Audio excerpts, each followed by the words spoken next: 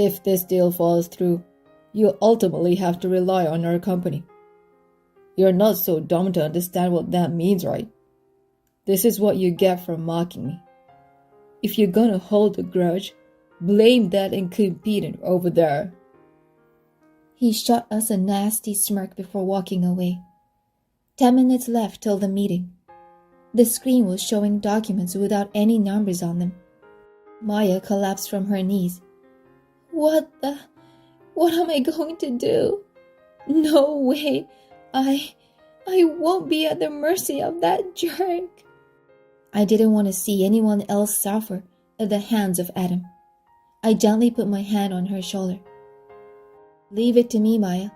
I won't let him have his way anymore. I'm Roger Ebert, 28 years old. Currently, I'm working in a research position at a major brewery. Nowadays, I can be myself and pursue what I want to do. But in the past, I kept hiding my true self and went through some tough times. I realized I was different from other kids shortly after starting primary school. Wow, Roger, you're amazing. You got a perfect score on all the tests. Do you think so? I had a good memory since I was young, and I could get straight A's on tests with just a little studying. It was normal for me, just how things were. Miss Jones, why does this happen? You always ask difficult questions, Roger. What was written in the textbook, I understood just by looking at it. I didn't want to know the answers to the questions. I wanted to understand the concepts and the essence of things. Dad, Mom, what do you think this is? What does it mean in the first place? You have a different perspective from other kids. You really are different. My parents always said so, and I started to think that maybe I was different from the other kids. Teachers and parents patiently answered my questions, and my classmates praised me.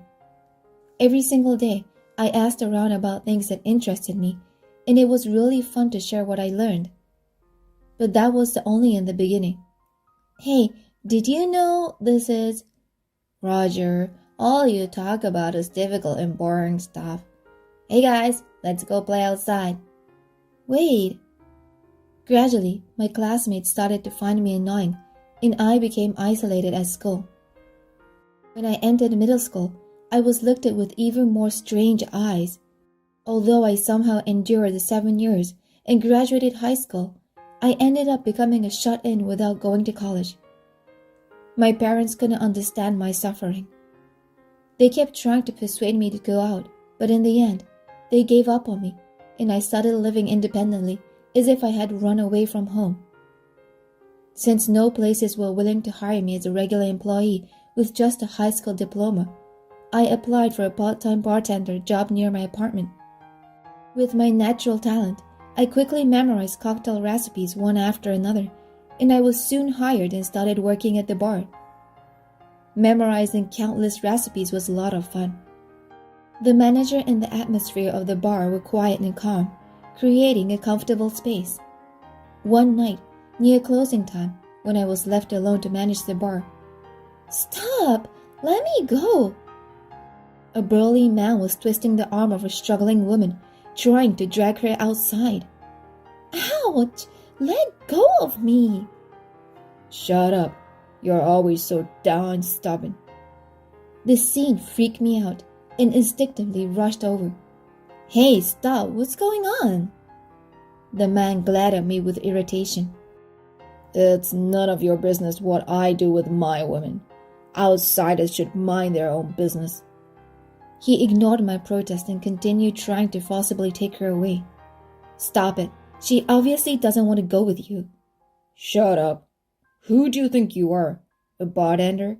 Sticking your nose in? What an idiot. Article 240 of the New York Criminal Law. What? I stared at the man and stated calmly.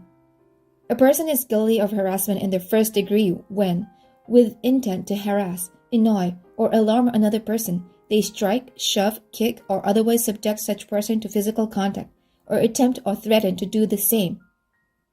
What the heck are you? Confused, the man stopped in his tracks, and I continued relentlessly. What you're doing is a Class B misdemeanor. Up to 90 days in jail, a fine up to $500.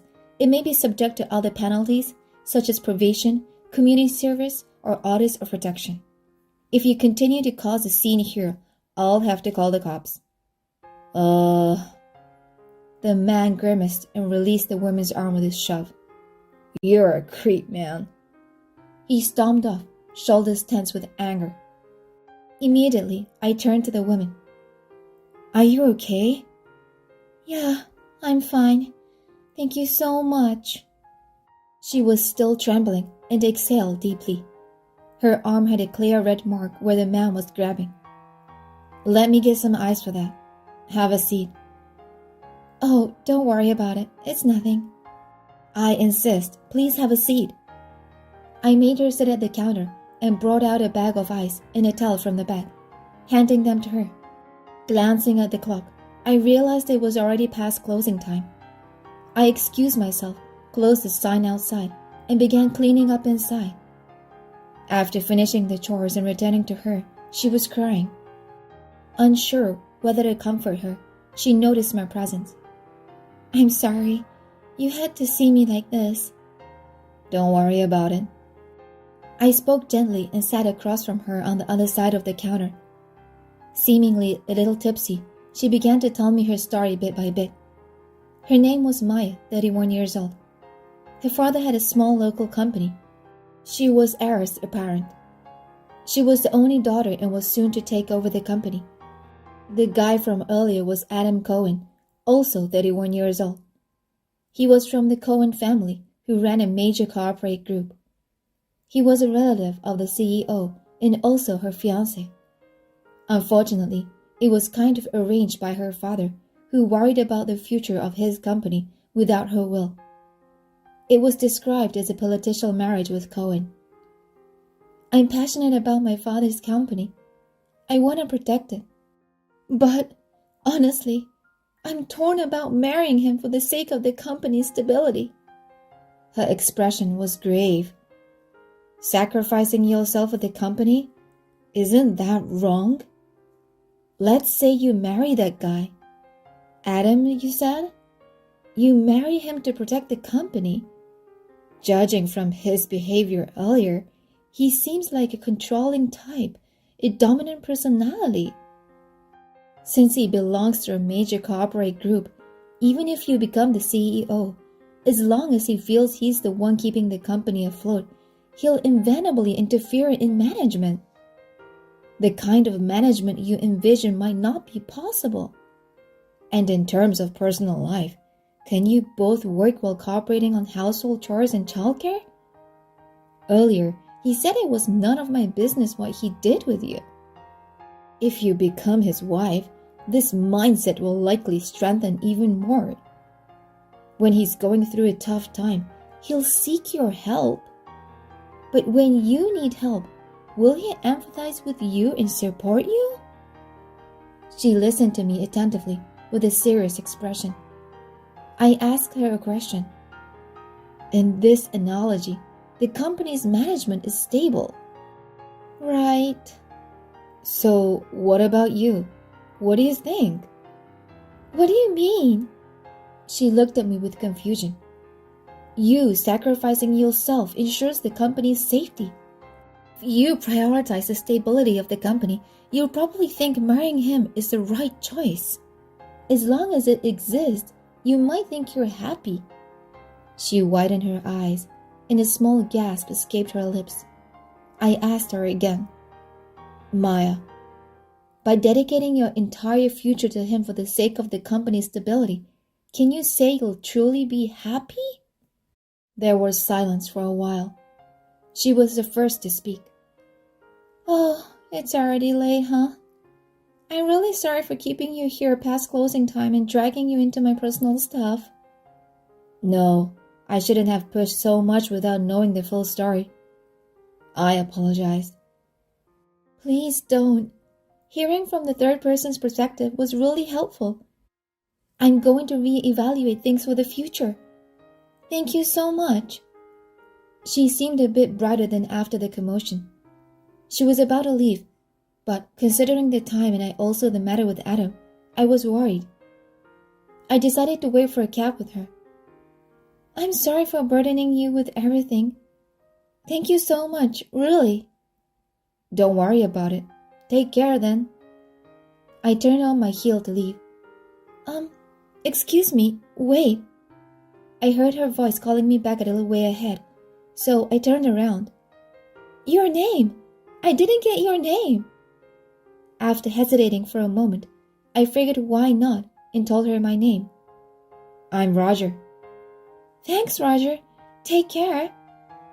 With a smile and a wave, she was driven away, and I waved back before continuing on to my apartment. A month has passed since then, and the bar goes under due to the recession. Feeling responsible, the manager introduces me to a new job opportunity at a spirits import company. I'm anxious to apply for an office job with just a high school diploma, but I've been hitting a wall with part-time gigs. Since he has gone through the trouble of referring me, I decided to send him my resume. Going to the interview is nerve-wracking. As I wait in a room, a few interviewers come in one by one. I stand up and greet them. I'm Roger. Thank you for having me today. When I look closely at one of the interviewers, there she is, Maya. It's been a while, Roger. Thanks again for that time. She explains that her father has become the chair of the board and she has taken over as the CEO. I'm simply amazed by their unexpected reunion. Do you know each other? Yes, a little bit. Shall we begin the interview? No need to be nervous, Roger. Just relax and answer casually. Yes, understood. While the other interviewers seem curious about our relationship, the interview starts. I talk about my experience as a bartender, highlighting my quick learning of cocktail recipes and my wide range of skills in managing their bar solo. That's all for now. We'll deliberate, so please wait a moment. Yes, okay. The interviewers gather and whisper. He doesn't have a degree. I overhear in a hushed tone. Guess it's a no-go after all. During the interview, they seemed skeptical because of my lack of education. Feeling somewhat resigned, I wait until the deliberation ends. Thank you for waiting. Now, let's hear the decision from Maya. So, Roger. I look away from her and stare at my shoes. I must look utterly miserable at this moment. We've decided to hire you as a full-time employee of our company. I look up, my eyes wide with surprise, and see her smiling. I look forward to working with you. Yes, thank you so much. My hiring is decided by a word from the top. For a while after joining the company, things are pretty calm. I'm getting along okay with my coworkers, and the work itself is a breeze for me. I'll just keep coasting along like this every day. Just when I'm thinking this, trouble comes knocking. Seriously? Lord, have mercy. One day, there's a crowd gathered around the bulletin board in the office. What's going on? Oh, apparently, some big shot from a major corporation is coming for a long-term inspection starting tomorrow. They've been here before. They're a bunch of jerks who complain about how we work, but we can't really push back because who knows what they might do. My coworker lets out a gloomy sigh. Hearing that, I figure things are about to get rough, even though I haven't experienced it yet. The next day during the morning meeting, the person who comes to the long-term inspection is introduced. Morning all, I'm Adam Cohen. There he is, Maya's fiancé. I'm shocked by the unexpected reunion and instinctively look down to hide my face. But he doesn't let me off the look. Oh, so you're working here now? He looks at me like he's just found a prize. Mind if I ask your name? Roger. As everyone nervously watches our interaction, he approaches me. Nice to meet you, Roger. He extends his hand. I don't really want to shake hands, but with everyone watching, I reluctantly take this. Then, suddenly, he squeezes my hand with all his might. Ow! I wince in pain and try to pull my hand away, but he won't let go. It's really nice to meet you, Roger. He repeats the greeting with a menacing grin, then finally releases my hand as if throwing it away. Adam swaggers around during the inspection, doing as he pleases.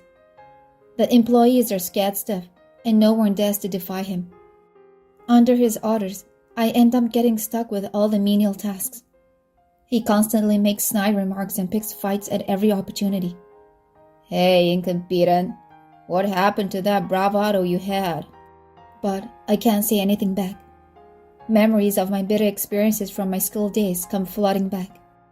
Back then, I had a strong sense of justice and would even argue with teachers if I thought something was wrong. People around me found me unpleasant, and I was labeled as a troublemaker by the teachers.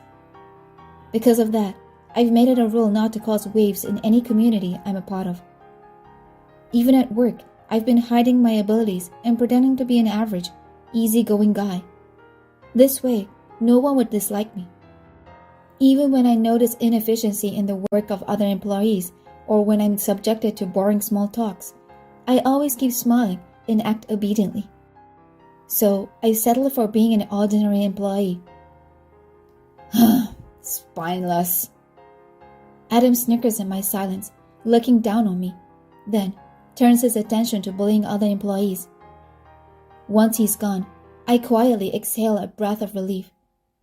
I can't brush off his behavior, but showing my sense of justice here and being looked at with disdainful eyes by Maya and everyone else, that's scarier to me.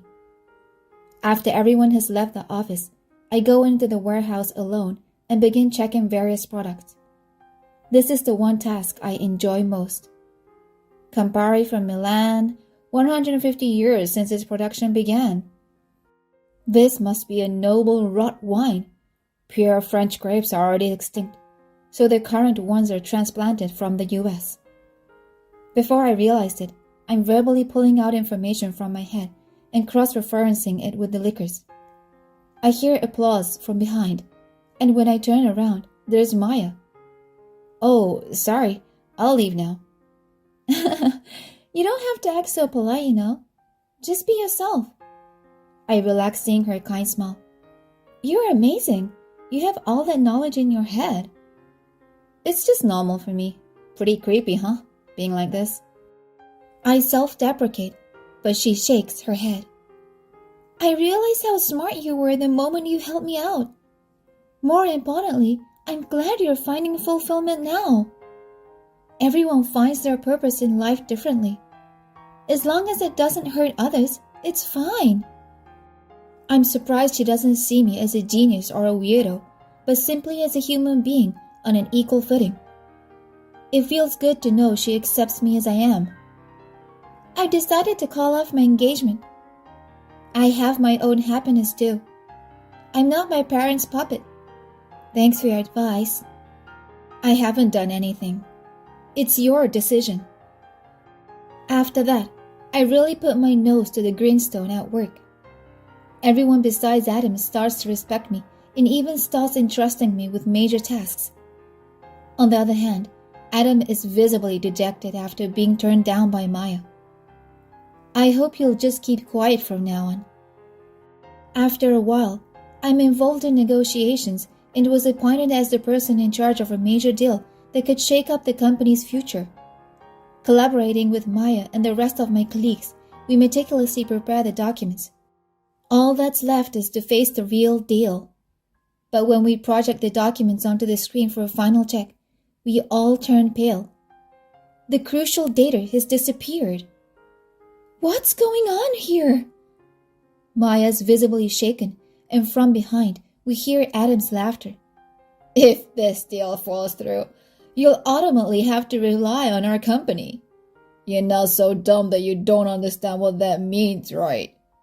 We have a meeting in 10 minutes. What are you going to do? What a cowardly move! She trembles with anger, but he just laughs even harder. This is what you get for mocking me.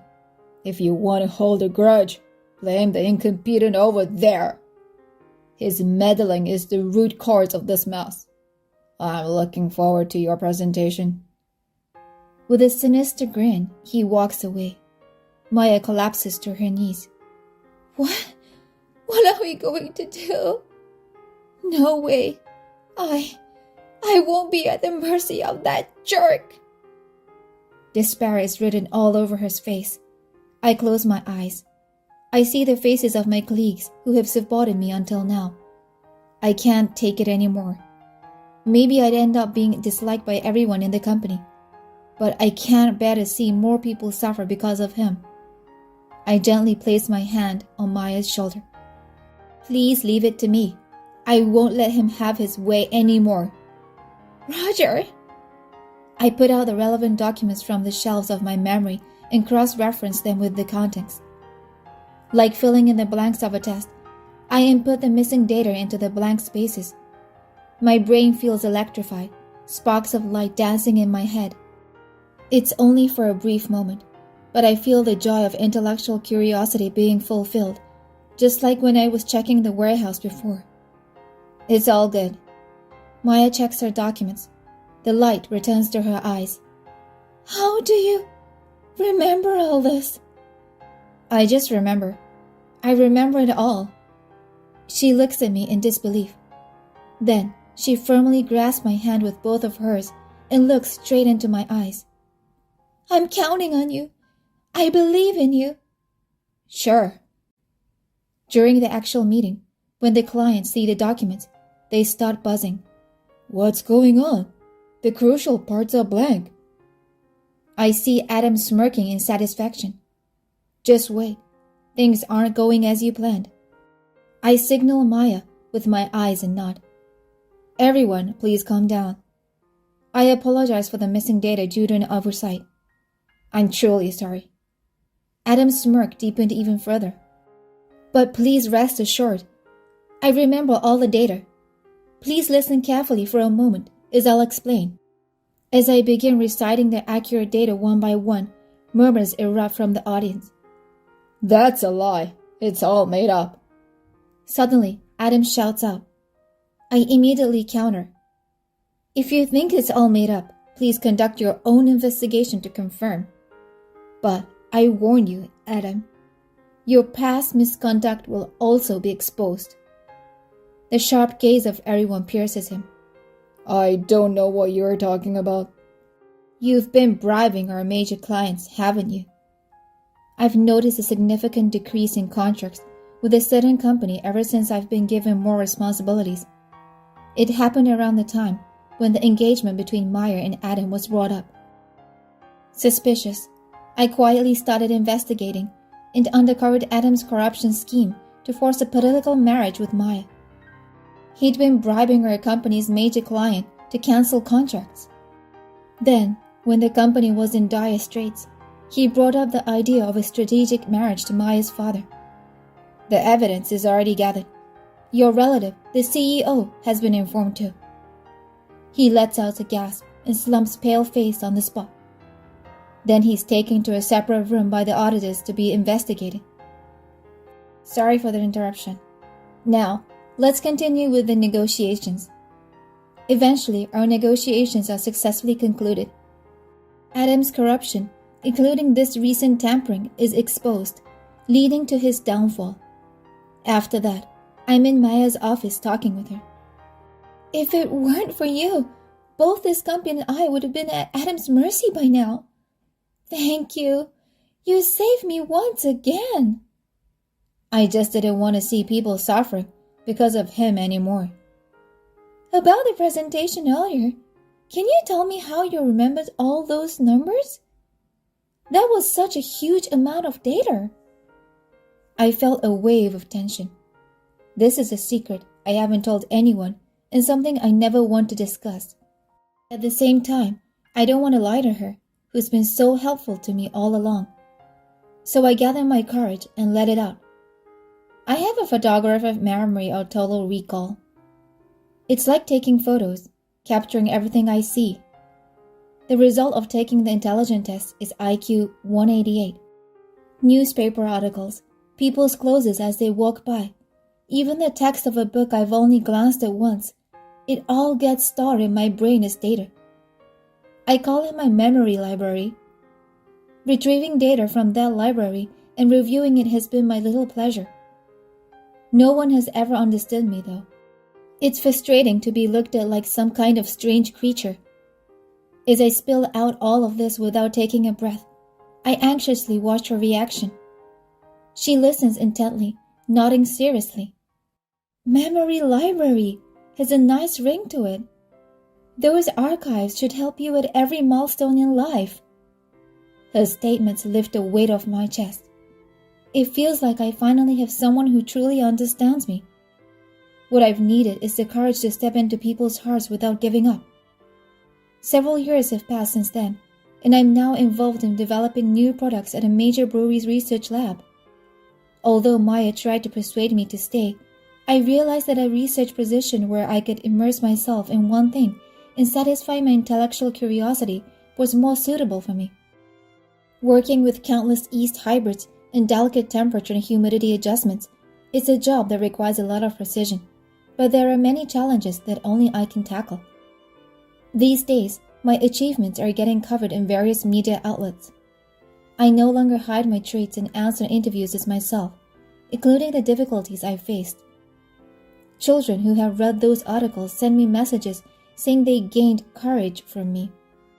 As Maya says, this job is my raison d'etre, my reason for being. And I found another source of happiness, cherishing Maya as my lifelong partner.